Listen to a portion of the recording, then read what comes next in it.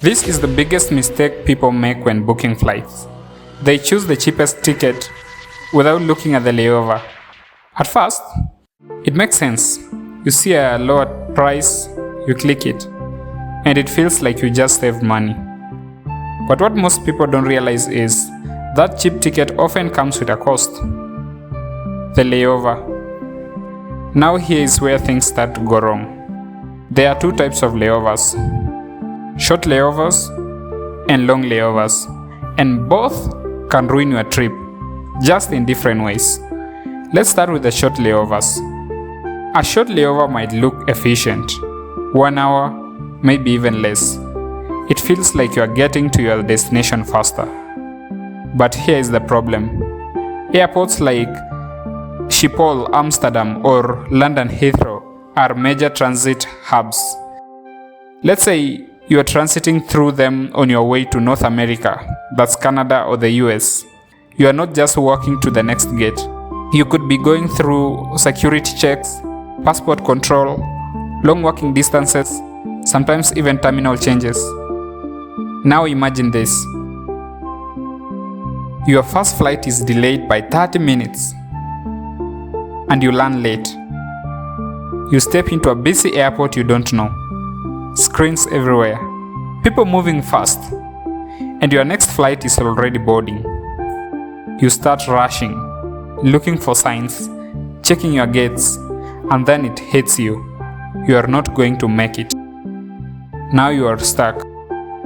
Rebooking, waiting, explaining that cheap ticket. That cheap ticket, it just costs you time, stress, sometimes money. Now let's look at the other side, long layovers. At first, they don't seem like a problem.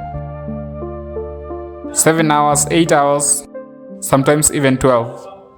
You think, I'll just wait it out. But long layovers come with their own reality.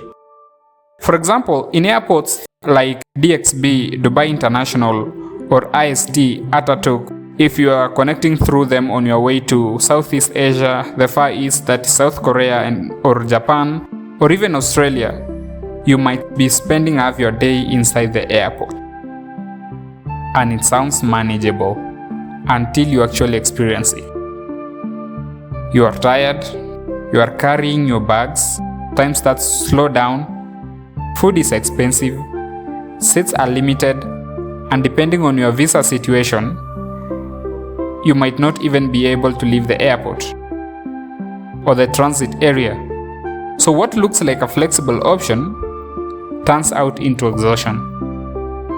And by the time you are finally boarding your next flight, you are already drained. And this is where many people get it wrong. Because a lot of these issues can actually be avoided.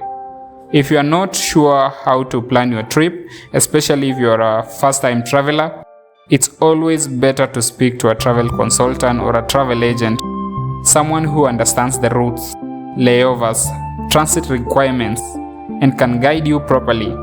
Because without that knowledge, you risk booking through unreliable sites, falling into scams, or planning a trip without understanding things like layovers, connection times, or even transit visa requirements.